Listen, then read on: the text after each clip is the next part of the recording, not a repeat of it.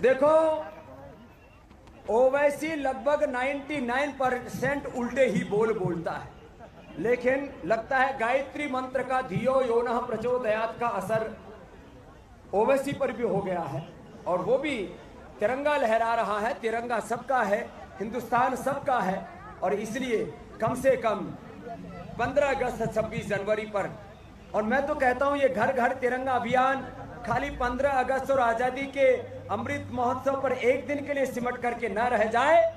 हम पतंजलि योग पीठ में 365 दिन, पतंजलि योग पीठ, पतंजलि आयुर्वेद, हमारे हर एक गुरुकुल में, आचार्य कुलम में, विश्वविद्यालय में, प्रत्येक संस्थान में और मुझसे जुड़े हुए डायरेक्ट जो मुझसे जुड़े हुए 5 करोड़ से ज्यादा घरों पर 365 दिन तिरंगा लहराएगा। ऐसा हम संकल्प लेते हैं कि एक दिन के लिए नहीं, आजादी के अमृत काल से लेकर। अस्सलामु अलैकुम वरहमतुल्लाहि वबरकातुहू। अज़ीज़ान मिल्लती इस्लामिया, आप तमाम उम्मती को अबू फैसल की तरफ से सलाम अर्ज़ है। घर में बड़ी पर्दानिशीन इज़्ज़तदार माँ और बहनों को अबू फैसल की तरफ से सलाम अर्ज़ है। बहरल कैफ़ बहरल हाल, अल्लाह से उम्मीद है आप लोग खैरियत से होंगे, अल्लाह की हिफाजत में होंगे। इन मलूनों की मलामत से, इन शैतानों की शैतानियत से, इन फ़िरक़ा परस्तों की फ़िरक़ा परस्ती से, इन दरिंदों की दरिंदगी से महफूज होंगे। अल्लाह अपने हफ्ज़ अमान में रखे, अल्लाह अपनी हिफाजत में रखे, अल्लाह हर आबा से, हर शर से आप लोगों को महफूज रखे। बहरल कैफ़ ये 57 सेकंड का आपको मैंने सुनाया, ये साधु के बिस्तर का फुस पटाखा है, ये आधा लंगा आधा गंजा है। साधु के बिस्तर का फुस पटाखा है, ये कुंडम लुल्ली है, ईड्स लुल्ली है, कभी कपड़े पहनना नहीं मालूम इसको। इन्हें होश संभाले जैसे तो नहीं पहना होगा साहब। अब मैं देख रहा हूँ इसको 27-28 साल से कि इन्हें कपड़े कभी नहीं पहना, इन्हें हमेशा लंगा रहता। और हमेशा इसके जो नज़दीक रहने वाले जो बात करते मेरे से, वो लोग ये बोलते हैं कि ये फुस पटाखा ना कभी जो है सो हक के धो लेता भी नहीं। वही जो आंग में जो चोली है ना इसके, हाँ, जाफरानी कलर का जो कपड़ा जो लपटेवा रहता ना, इन्हें उससे पोछ लेता बस। यार ने तो पोछा तो पोछता, नहीं तो वैसे छोड़ देता। और इन्हें हकता भी जो है सो हफ्ते में एक बार कहते। ये भी बता दूं आप लोगों को, यानी हगने पे भी कंजूसी है इनको, क्योंकि जो है सो वही हक के वही खाने वाले ना भाई ये लोग, समझे। टट्टी खाए बगैर तो जो है सो इनका गुजारा नहीं होता, मूत्र पिए बगैर तो इनका गुजारा नहीं होता। जहर उगलना इनका पेशा है, जहर बांटना इनका काम है। लेकिन इसके जैसे जितने भी ये कीड़े हैं ना, ये दीमकी, जितने भी ये खटरी लेंडे हैं ना, इन सब की जनपद का अंडा, इन सब की जनपद का अंडा। कल भी हमारे जूती की धूल थे इन्हों, कल भी वही मुकाम था इनका, आज जो मुकाम है। अब रही बात, अब हमारी अजीम तिरंगे को लेके जो बातचीत चल रही इनकी, जो इतने बातें कर रहे हैं ये लोग, जबकि इनको तिरंगा क्या है नहीं मालूम। पहली बात ये बता दूं मैं आप लोगों को, कभी ये लोग सुने नहीं है तिरंगा, तिरंगा कभी सुने नहीं है ये लोग। अब इन्हों घर में लगाते करते, जा जा लगा लेते, लगा लो, जा पुक्का सुराख दिखा वहां लगाओ तुम, कोई हमारे को वो नहीं है।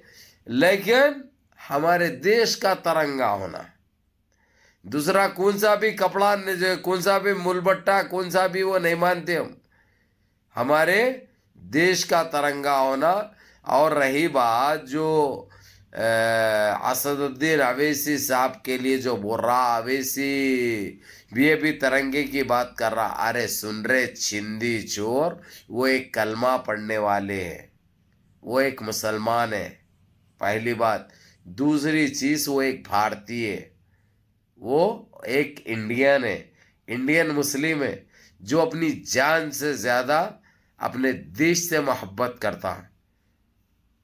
मुसलमान अपने देश से इतनी मोहब्बत करता, ये चीज़ तो हमको हमारे कुरान में लिखी गई है, हमारे कुरान पाक में कहा गया है।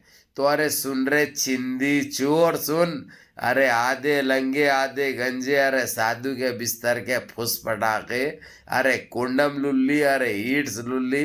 हक के धोना सीखो, पहले पहले हक के धोना सीखो। भला वही मूत्र से धो लो तुम, लेकिन साफ करो, लोग बीमार पड़ रहे। देश में ये एक वायरस चालू हो जाएगा, फिर तुम जैसे चंद नापिकारों की वजह से, चंद आधे लंगे आधे गंजों की वजह से ये देश के अंदर ये गंद मच जाएगा, फिर ये एक नई लहर चालू हो जाएगी। सुना रे फुस पटाखे। रही बात असदुद्दीन अवैसी की, बात कर रहा हूँ मैं, वो एक मुस्लिम है और कलमा पढ़ने वाले है, तो अपने तिरंगे की अहमियत उनसे ज़्यादा तुम नहीं जानते, पहली बात। और आज के नहीं मान रहे, तुम आज से सीखे, आज बोल रहे तुम तिरंगा बोल के, कल तक तुम्हारे को वही चोली पे नाच था, वही कपड़े पे नाच था, वही मुलबट्टे पे नाच था। आज सीखे तुम तिरंगा बोलना, और हमारे तिरंगे की बेहुरमती करेंगे तो जबान काट ली जाएंगी तुम्हारी, समझे। अरे फुस पटाखे, अरे कुंडम लुल्ली साले, अरे तेरी जनपद का अंडा तेरी, सुन, अरे सुन रे कंगड़े, सुन, कंगड़ा है तू, कंगड़ा बोले तो समझता ना, कंगड़ा है तेरा नाम। अभी पहले तेरे को बोलता था मैं आधा लंगा आधा गंजा, साधु के बिस्तर का फुस पटाखा, समझा रे कुंडम लुल्ली। लेकिन कंगड़ा है तू, कंगड़ा क्या है वो तू नहीं समझ सकता तू, लेकिन मेरे चाहने वाले पूरे समझ गए कंगड़ा किसको बोलते। अब मैं समझाना नहीं चाह रहा हूँ, अक्लमंद को इशारा काफी कहते।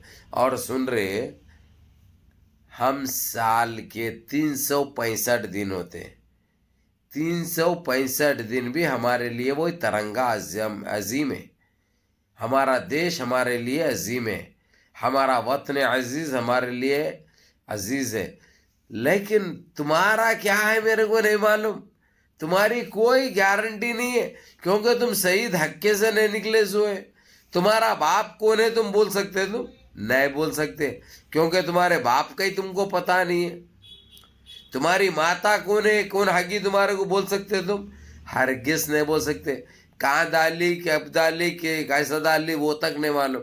और तुम पिछवाड़ से निकले या सामने के उससे निकले सुराख से, वो तक तुम्हारे को नहीं मालूम है।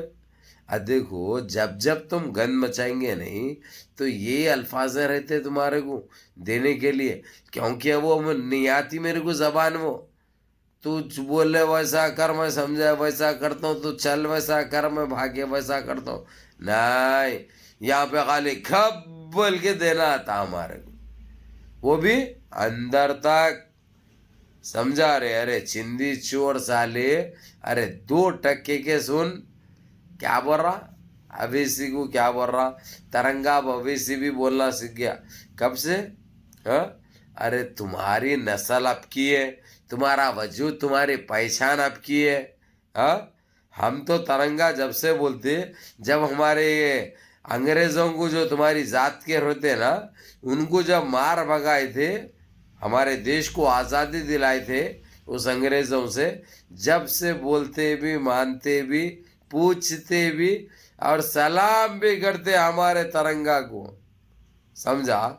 सुना रे चिंदी छोड़ साले, अरे 2 टक्के का है रे तू, अरे कोई औकात नहीं है रे तुम्हारी।